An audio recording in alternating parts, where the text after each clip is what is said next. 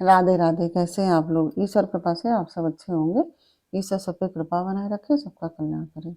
आज हम बताने जा रहे हैं श्रीमद् भागवत महापुराण के 9वें स्कंद का चौथा अध्याय, नाभाग और अम्बरीश की कथा। उसके पहले हम कहना चाहेंगे, यदि आपने हमारे चैनल को सब्सक्राइब नहीं किया तो प्लीज़ हमारे चैनल को सब्सक्राइब कर लीजिए और बेल आइकन बटन अवश्य दबा दीजिए, जिससे कि हमारे आने वाले सारे वीडियोज़ आपको प्राप्त हो सकें। यदि आपको कथा पसंद आ रही है तो वीडियो को लाइक शेयर अवश्य कीजिए और कमेंट में राधे राधे अवश्य लिखिए। चलिए अब चलते हैं कथा की तरफ। श्रीमन नारायण नारायण हरि हरि भजन नारायण नारायण हरि हरि। तेरी लीला सबसे प्यारी प्यारी, हरि हरि तेरी लीला सबसे न्यारी न्यारी, हरि हरि। श्रीमन नारायण नारायण हरि हरि भजन नारायण नारायण हरि हरि। राधे राधे। बोलो कृष्ण कन्हैया लाल की जय। श्री सुखदेव जी कहते हैं, परीक्षित, मनुपुत्र नाभग का पुत्र था। नाभाग जब वह दीर्घ काल तक ब्रह्मचर्य का पालन करके लौटा, तब बड़े भाइयों ने अपने से छोटे किंतु विद्वान भाई को हिस्से में केवल पिता को ही दिया। संपत्ति तो उन्होंने पहले ही आपस में बांट ली थी। उसने अपने भाइयों से पूछा, भाइयों, आप लोगों ने मुझे हिस्से में क्या दिया है? तब उन्होंने उत्तर दिया कि हम तुम्हारे हिस्से में पिताजी को ही तुम्हें देते हैं। उसने अपने पिता से जाकर कहा, पिताजी, मेरे बड़े भाइयों ने हिस्से में मेरे लिए आपको ही दिया है। पिता ने कहा, बेटा, तुम उनकी बात न मानो। देखो, ये बड़े बुद्धिमान अंगिरस गोत्र के ब्राह्मण इस समय एक बहुत बड़ा यज्ञ कर रहे हैं, परंतु मेरे विद्वान पुत्र वे प्रत्येक छठे दिन अपने कर्म में भूल कर बैठते हैं। तुम उन महात्माओं के पास जाकर उन्हें वैश्व देव संबंधी 2 सूक्त बतला दो। जब वे स्वर्ग जाने लगेंगे तब यज्ञ से बचा हुआ अपना सारा धन तुम्हें दे देंगे। इसलिए अब तुम उन्हीं के पास चले जाओ। उसने अपने पिता की आज्ञा के अनुसार वैसा ही किया। जब आंगिरस गोत्री ब्राह्मणों ने भी यज्ञ का बचा हुआ धन उसे दे दिया और वे स्वर्ग में चले गए। जब नाभाग उस धन को लेने लगा, तब उत्तर दिशा से एक काले रंग का पुरुष आया। उसने कहा, यह इस यज्ञ भूमि में जो कुछ बचा हुआ है वह सब धन मेरा है। नाभाग ने कहा, ऋषियों ने यह धन मुझे दिया है, इसलिए मेरा है। इस पर तो उस पुरुष ने कहा, हमारे विवाह के विषय में तुम्हारे पिता से ही प्रश्न किया जाए। तब नाभाग ने जाकर पिता से पूछा। पिता ने कहा, एक बार दक्ष प्रजापति के यज्ञ में ऋषि लोग यह निश्चय कर चुके हैं कि यज्ञ भूमि में जो कुछ बच रहता है वह सब रुद्रदेव का हिस्सा है, इसलिए वह धन तो महादेव को ही मिलना चाहिए। नाभाग ने जाकर उन काले रंग के पुरुष रुद्र भगवान को प्रणाम किया और कहा, हे प्रभु, यज्ञ भूमि की सभी वस्तुएं आपकी ही हैं। मेरे पिता ने ऐसा ही कहा है। भगवान, आप मुझसे अपराध हुआ है। मैं सिर झुकाकर आपसे क्षमा मांगता हूँ। तब भगवान रुद्र ने कहा, तुम्हारे पिताजी ने धर्म के अनुकूल निर्णय दिया है और तुमने भी मुझसे सत्य ही कहा है। तुम वेदों के अर्थ तो पहले से ही जानते हो। अब मैं तुम्हें सनातन ब्रह्म तत्व का ज्ञान देता हूँ। जहाँ यज्ञ में बचा हुआ जो अंश है वह धन भी मैं तुम्हें ही दे रहा हूँ। तुम इसे स्वीकार करो। इतना कहकर सत्य प्रेमी भगवान रुद्र अंतर्ध्यान हो गए। जो मनुष्य प्रातः और सायंकाल एकाग्रचित्त से इस आख्यान का स्मरण करता है वह प्रतिभाशाली एवं वेदज्ञ तो होता ही है, साथ ही अपने स्वरूप को भी जान लेता है। नाभाग के पुत्र वे अम्बरीश, वे भगवान के बड़े प्रेमी और उदार धर्मात्मा थे। जो ब्रह्म साप कभी कभी कहीं रोका नहीं जा सका, वह भी अम्बरीश का स्पर्श न कर सका। राजा परीक्षित ने पूछा कि भगवान, मैं परम ज्ञानी राजर्षि अम्बरीश का चरित्र सुनना चाहता हूँ। ब्राह्मण ने क्रोधित होकर उन्हें ऐसा दंड दिया जो किसी प्रकार टाला नहीं जा सकता, परंतु वह भी उनका कुछ न बिगाड़ सके। श्री सुखदेव जी ने कहा कि परीक्षित, अम्बरीश बड़े भाग्यवान थे। पृथ्वी के सातों द्वीप, अचल संपत्ति और अतुलनीय ऐश्वर्य उनको प्राप्त था। यद्यपि ये सब साधारण मनुष्यों के लिए अत्यंत दुर्लभ वस्तुएं हैं, फिर भी वे इन्हें स्वप्न तुल्य समझते थे, क्योंकि वे जानते थे कि जिस धन वैभव के लोभ में पड़कर मनुष्य घोर नरक में जाता है, वह केवल 4 दिन की चांदनी है, उसका दीपक तो बुझा बुझाया है। भगवान श्री कृष्ण में और उनके प्रेमी साधुओं में उनका परम प्रेम था, और उस प्रेम के प्राप्त हो जाने पर तो यह सारा विश्व और इसकी समस्त संपत्तियां मिट्टी के ढेले के समान जान पड़ती हैं। उन्होंने अपने मन को एक श्री कृष्ण चंद्र के चरणारविंद युगल में वाणी को भगवत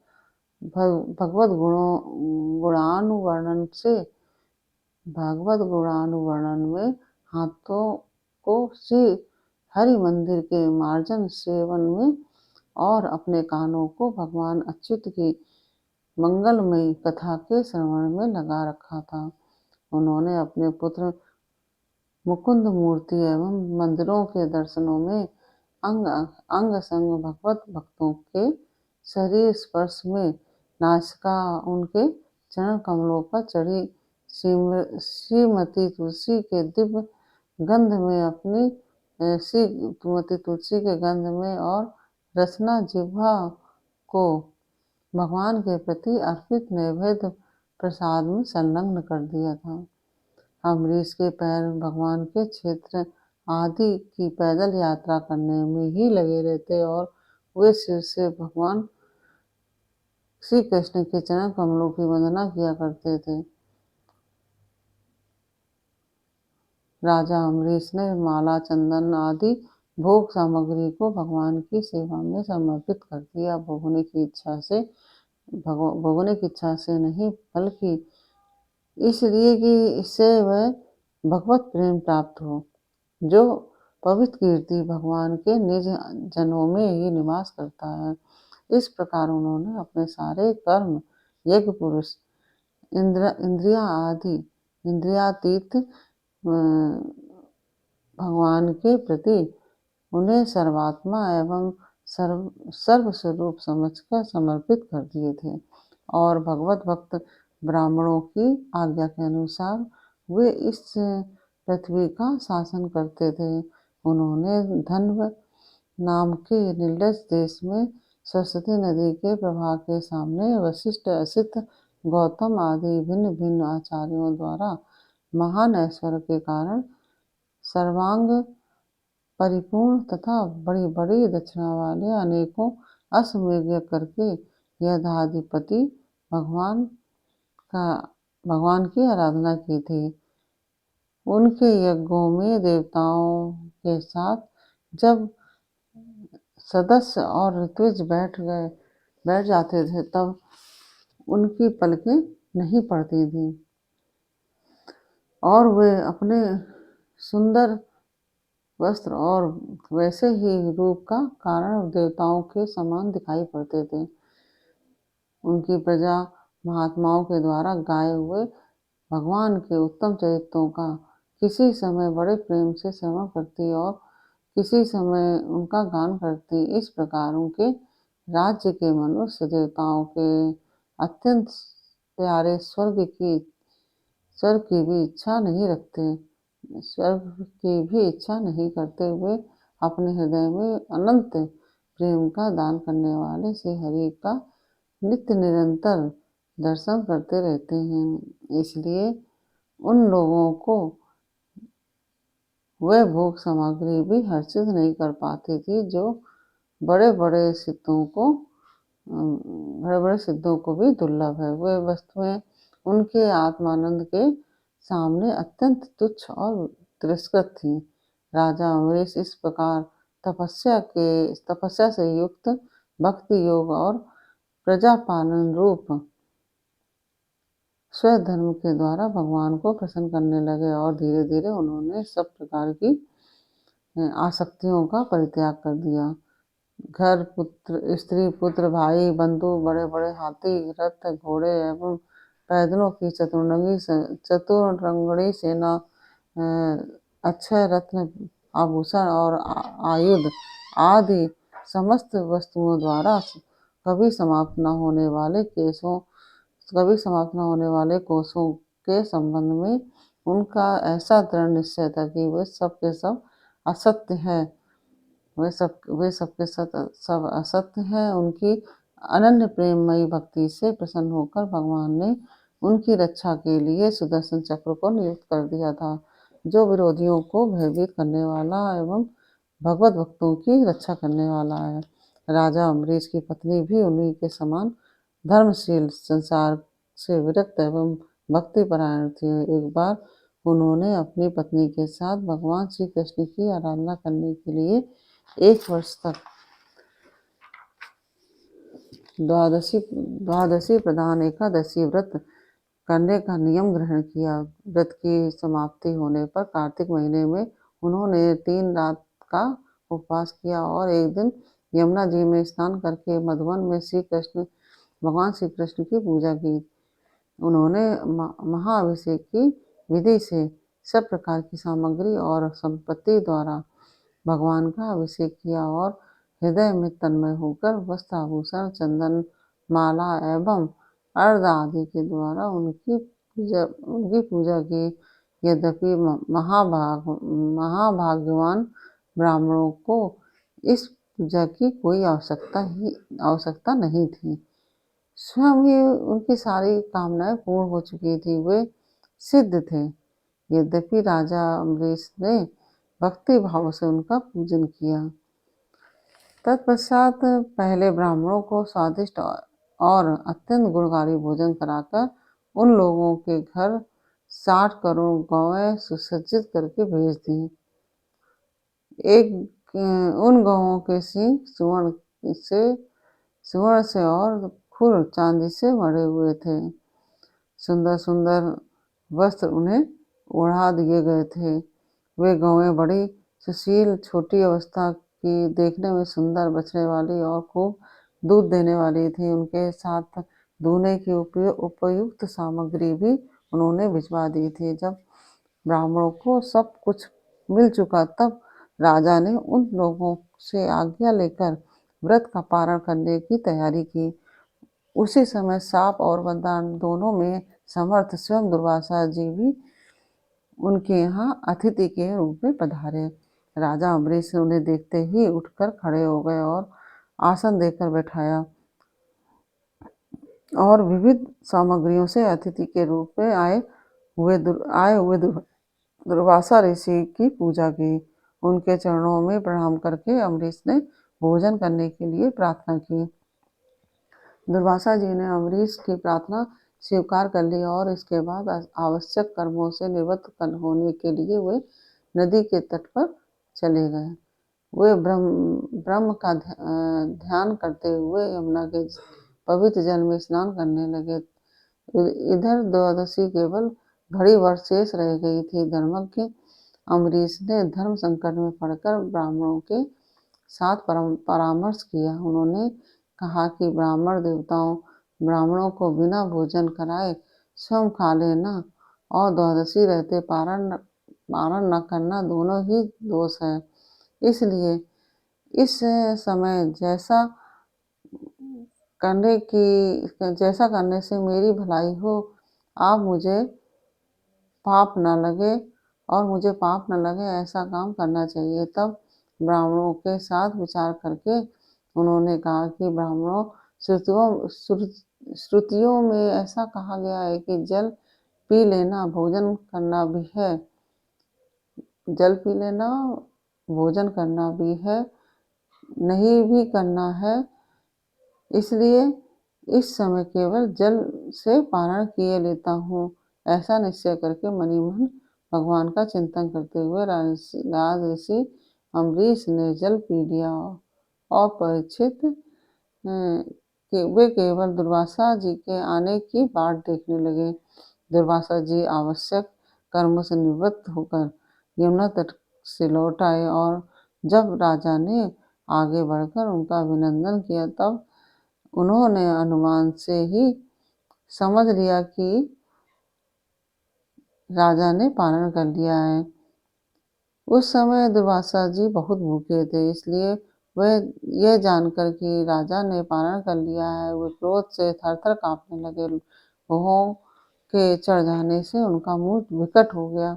उन्होंने हाथ जोड़कर खड़े अम्बरीश से डांट कर कहा, ओह देखो तो सही, यह कितना क्रूर है। यह धन के मद में मतवाला हो रहा है। भगवान की भक्ति तो इसे छू तक नहीं गई है और यह अपने को बड़ा समर्थ मानता है। आज इसने धर्म का उल्लंघन करके बड़ा अन्याय किया है। देखो, मैं इसका अतिथि होकर आया हूँ और इसने अतिथि सत्कार करने के लिए मुझे निमंत्रण भी दिया है, परंतु फिर भी मुझे खिलाए बिना ही खा लिया। अच्छा देख, तुझे अभी इसका फल चखाता हूँ। यूँ कहते हुए वो क्रोध से जल उठे। उन्होंने अपनी एक जटा उखाड़ी और उससे अम्बरीश को मार डालने के लिए एक प्रत्यय उत्पन्न की। वह प्रलय काल की आग के समान दहक रही थी। वह आग के समान जलती हुई हाथ में तलवार लेकर राजा अम्बरीश पर टूट पड़ी। उस समय उसके पैरों की धमक से पृथ्वी कांप रही थी, परंतु राजा अम्बरीश उसे देखकर उससे तनिक भी विचलित नहीं हुए। वे एक पग भी नहीं हटे, ज्यों के त्यों खड़े रहे। परम पुरुष परमात्मा ने सबके जीवन की रक्षा करने के लिए पहले से ही सुदर्शन चक्र को नियुक्त कर रखा था। जैसे आग क्रोध से गुर्राते हुए सांपों को भस्म कर डालती है, वैसे ही चक्र ने दुर्वासा जी की कृत्या को जलाकर राख का ढेर कर दिया। जब दुर्वासा जी ने देखा कि मेरी बनाई हुई कृत्या तो जल रही है तब और चक्र मेरी ओर आ रहा है, तब वे भयभीत हो अपने प्राण बचाने के लिए जी छोड़कर एकाएक भाग निकले। जैसे ऊंची ऊंची लपटों वाला दावानल सांप के पीछे दौड़ता है, वैसे ही भगवान का चक्र उनके पीछे पीछे दौड़ने लगा। जब दुर्वासा जी ने देखा कि चक्र तो मेरे पीछे लग गया है, तब सुमेरु पर्वत की गुफा में प्रवेश करने के लिए वे उसी ओर दौड़ पड़े। दुर्वासा जी ने दिशा, आकाश, पृथ्वी, अतल वितल आदि नीचे के लोक, समुद्र, लोकपाल और उनके द्वारा सुरक्षित लोक और एवं स्वर्ग तक में गए, परंतु जहाँ जहाँ वे गए वहीं वहीं उन्होंने असह्य तेज वाला सुदर्शन चक्र को अपने पीछे लगा देखा। जब उन्हें कहीं भी कोई रक्षक न मिला तो तब तो वे और भी डर गए। अपने लिए त्राण ढूंढते हुए वे देव शिरोमणि भगवान ब्रह्मा जी के पास गए और बोले, ब्रह्मा जी, आप स्वयंभू हैं, भगवान के इस तेजोमय चक्र से मेरी रक्षा कीजिए। ब्रह्मा जी ने कहा, जब मेरी 2 परार्ध की आयु समाप्त होगी तब और काल स्वरूप भगवान अपनी यह सृष्टि लीला समेटने लगेंगे और इस जगत को जलाना चाहेंगे। उस समय उनके भ्रूभंग मात्र से यह सारा संसार और मेरा यह लोक भी लीन हो जाएगा। मैं शंकर जी, दक्ष, भृगु आदि प्रजापति, भूतेश्वर, देवेश्वर आदि सब जिनके बनाए नियमों में बंधे हैं तथा जिनकी आज्ञा सिरोधार करके हम लोग संसार का हित करते हैं, उनके भक्त के द्रोही उनके भक्त के द्रोही को बचाने के लिए हम समर्थ नहीं हैं। जब ब्रह्मा जी ने इस प्रकार दुर्वासा को निराश कर दिया, तब भगवान के चक्र से संतप्त होकर वे कैलाशवासी भगवान शंकर जी के शरण में गए। श्री महादेव जी ने कहा कि दुर्वासा जी, जिन अनंत परमेश्वर में ब्रह्मा जैसे जीव और उनके उपाधिभूत कोश इस ब्रह्मांड के समान ही अनेकों ब्रह्मांड समय पर पैदा होते हैं और समय आने पर फिर उनका पता भी नहीं चलता, जिनमें हमारे जैसे हजारों चक्कर काटते रहते हैं। उन प्रभु के संबंध में हम कुछ करने की सामर्थ्य नहीं रखते। मैं सनत कुमार, नारद, भगवान ब्रह्मा, कपिल देव, अपांतरतम, देवल, धर्म, आसुरी तथा मरीचि आदि दूसरे सर्वज्ञ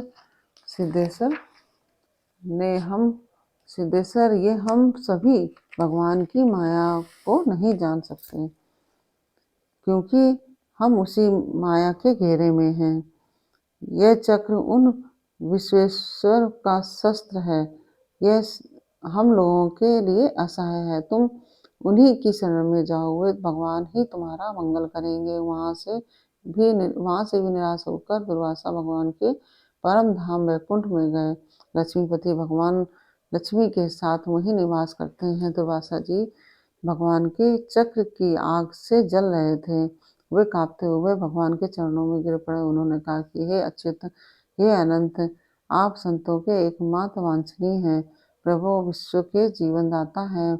मैं अपराधी हूँ, आप मेरी रक्षा कीजिए। आपका परम प्रभाव ना जानने के कारण ही मैंने आपके प्यारे भक्त का अपराध किया है। प्रभु, आप मुझे उससे बचाइए। आपके तो नाम का ही उच्चारण करने से नारकी जीव भी मुक्त हो जाता है। श्री भगवान ने कहा कि दुर्वासा जी, मैं सर्वदा भक्तों के अधीन हूँ, मुझमें तनिक भी स्वतंत्रता नहीं है। मेरे सीधे साधे सरल भक्तों ने मेरे हृदय को अपने हाथ में कर रखा है। भक्तजन मुझसे प्यार करते हैं और मैं उनसे। भगवान ब्रह्मन, आप अपने भक्तों का एकमात्र आश्रय मैं ही हूँ, इसलिए अपने साधु स्वभाव भक्तों को छोड़कर मैं ना तो अपने आप को चाहता हूँ और ना अपनी अर्धांगिनी विनाश रहित लक्ष्मी को। जो भक्त स्त्री, पुत्र, गुरुजन, प्राण, धन, इहलोक और परलोक सबको छोड़कर केवल मेरी शरण में आ गए हैं, उन्हें छोड़ने का संकल्प ही मैं कैसे कर सकता हूँ। जैसे सती स्त्री अपने पतिव्रत से सदाचारी इस पति को वश में कर लेती है, वैसे ही मेरे साथ अपने हृदय को प्रेम बंधन से बांध रखने वाले समदर्शी साधु भक्ति के द्वारा मुझे अपने वश में कर लेते हैं। मेरे अनन्य प्रेमी भक्त सेवा से ही